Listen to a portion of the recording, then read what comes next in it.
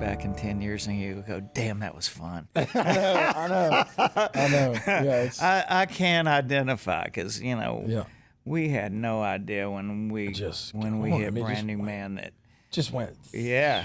I mean, through the roof, It's unbelievable, wild. man. It's exciting. It's kind of what you dream about, it is, though, yeah. isn't it? It's like you don't ever think, at least I didn't, I guess I always wanted it to happen, but like, did I really believe that it was possible to achieve? I don't know. I don't know if I ever like confidently been like, yeah, I'm going to make it. Like, it was like, I think I got a chance and I'm going to take a chance on it. That was it. It wasn't like. It's almost like you read verbatim me trying to describe that. Because people go, did you ever dream this would happen? I go, man, when you're watching your heroes on stage and whatever, you go, I want to do that. You know, and as fans, I think that's what people forget sometimes. We're such huge fans. We're obsessed and dedicate our lives to doing this. Yes. Then when it's happening to you, it's like, okay, we're doing it. Yeah, but it's like, oh my God. Like, I didn't really think this was going to happen. I wanted it to happen, but I can't believe that it actually did. Have you watched the Ken Burns thing? Yes. Man, it's awesome. I'm about to start the last episode tonight. Yeah, it's We've been cool. kind of periodically, we watch about like one a night, when we're not on the road. And, man, it's been. I did. Man, it's been awesome. Through the CMA and, working with them, and they were just trying to get as much access as they could. Yes. And I got an advance copy, and Man, it's really cool. I'm glad. I'm glad somebody did it. And that much attention was given to the history. Yes. What got us going. I think, heck, I'd love to see him, do another. I mean, he could do another one now. Sure. It feels like. Yeah. Because it feels like it kind of ends. I haven't seen the last one, but it kind of ends with Garth there. I mean, they trickle into the 90s a little bit. I think there's a picture of me and Ronnie in there. But yeah, I mean, think about, you guys and Clint Black and Vince and, the people in the 90s, there's so much there. I feel like, at least to my generation, that's the thing. When I think of like the golden era of country music, I think of the 90s.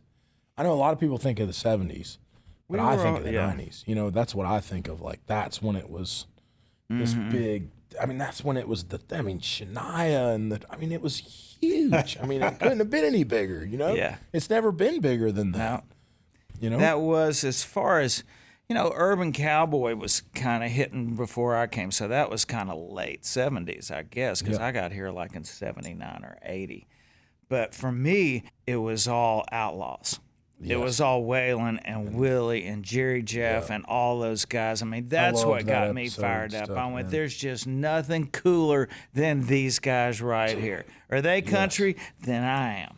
Yes, absolutely, man. And I'm watching that thing. It's like, it was so inspiring, to just hear everybody that was there talk about those guys. And even it was kind of reassuring to me to hear them go, dude, we didn't know we were outlaws. We weren't like, oh, we're outlaws. They weren't calling themselves outlaws. Right. We were like, oh, that's cool that people think we're outlaws. Kind of like, I enjoyed hearing Willie say that, because it was never like, I think sometimes people can go, yeah, we always knew. And I'm like, I don't know if you did. But outlaws never call themselves. That's outlaws. True, man. That's true. That is true. Maybe David Allen Coe, but he could. He could. Absolutely had every right to say that. Yeah, without a doubt. Without a doubt. Talking about working, and you got, what's it called? Blue Collar Boys. Yeah, Blue Collar Boys. Yeah. Cool song. And it's funny, me and Keith Whitley wrote a song called Backbone Job one time. Just sitting around talking about, that. And granted, there's every kind of work in this world, But a lot of that work is desk work that's about making money. It's work, and you're committing to it. But I think a lot of where country music comes from, work means sweating. Yes. Work means something physical. Manual labor. Yeah. And that was, I feel like those people still, every day feel disenfranchised by everyone. I feel like everyone overlooks the people that love what we do. Is they're the last people. They're at the bottom of the totem pole for society for whatever reason. But I think on the other side of that is that they're the fundamentally most important segment of American working people that exist. You know, I mean, they're driving the trucks, they're cooking the food, they're digging the ditches, they're paving the roads, like the things that everybody else needs and has to have. The people that are doing it, I think, are the people that get overlooked, which is super unfortunate, you know? Have you noticed that our working class folks, and I've been one plenty. My dad was a pipeline contractor. I've been in a ditch waist deep in mud since, and rebuilding engines in his shop and whatever. And that's what I'd be doing if this hadn't worked out, because I loved it. And those guys were my heroes too. Those guys that drove bulldozers and all that stuff, man, those were my heroes. But have you noticed that that group of people are the ones that seem most moved and care the most about our music? Absolutely. I mean, without a doubt. I mean, I can just, going out in the crowd, and it's like you see the folks that are out there, and it's like, it's guys that, look like me or look like you, and it's just like regular dudes, you know what I mean? And like, I think there's always been this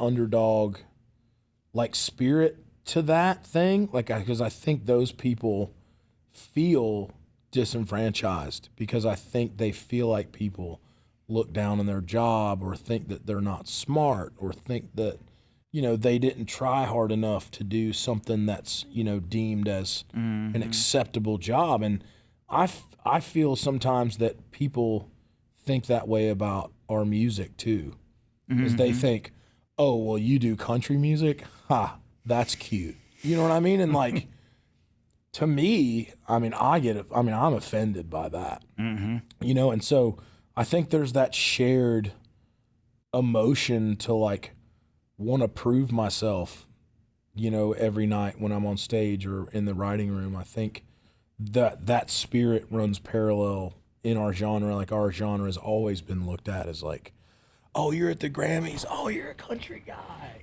Good for you, man. Like, you can read, and I'm like, what is this? Like, everybody, like, you know what I mean? Like, you almost get talked down to a little bit, No, I totally get it. We were in a bar. This has been a lot of years ago, but we had done a show up in Wyoming or Montana one, and a pretty small little place. And we're in there, and there was this group of guys down at the end of the bar, and they were just yelling some stuff and whatever. Yeah. And one of them screamed, country music sucks. And man, it all got quiet, and a couple of beer bottles got turned upside down. I'm just looking around the room. I saw a pocket knife come out, and I'm like, this is fixing to get ugly. Yeah, for sure, man. This is fixing to get big and ugly. Yeah. And I walked down there. I said, what'd you say? I said, country music sucks. I said, what do you do for a living? He said, I'm a welder. I said, are you kidding me? I said, so you guys want to fight? Is that what this is about? Because we came to your town to play some music, and we always thought it was really cool up here, and you folks were really friendly and whatever. Yeah. Now, what if I'm sitting at the other end of that bar and I scream, welders suck? How would you feel about that? Because right now, there's some folks bristling up here. Yeah. And these are some old country boys that, if we're going to dance, we might have a big dance here. Yeah. He said, well, I'm sorry, man. He goes, it's a good little town here. I go, yeah, well, so can I buy you a beer, or you want to buy me one? He goes, we'll be happy to buy you one. I said, good. And those cats are carrying our suitcases to the bus when we left. And there were some big old boys too, but you're right. Sometimes I guess it's just who knows where it comes from, and I don't know why what's going on. And some people, I just think they think it's, it's simple music for simple people, and like in a way that's what it is, but I don't view that as a negative thing. Yeah. Like I don't know why that's. We're not all Dylan. We tend to write songs you can understand. You don't have to think that hard, and that's okay. Yep. I mean, that's what I like is something that's just smart enough for me to go, oh, I see what you did there. But not be like, what is this guy talking about? Yeah. You know what I mean? Like, I don't get what this guy's talking about. It's funny. I remember Shel Silverstein, you know who he is. Yeah. Him and a friend of mine, Fred Kohler, wrote a bunch of songs with their big buddies. He came to town. They were writing like 10, 15 songs a day. Shel got in a bed sheet for 3 days, and they just wrote songs like crazy people. And Fred could turn some songs out too. Yeah. But they started, by the end of the day, I just remember he played me this one song they wrote called My Little House Plant. And it's just like anything, just walking around the house. And I was thinking about your song about the refrigerator door. Yeah, just and it's fun to, God, when you've written every love song you can think of and whatever, sometimes you just turn around and gotta find something strikes you and whatever.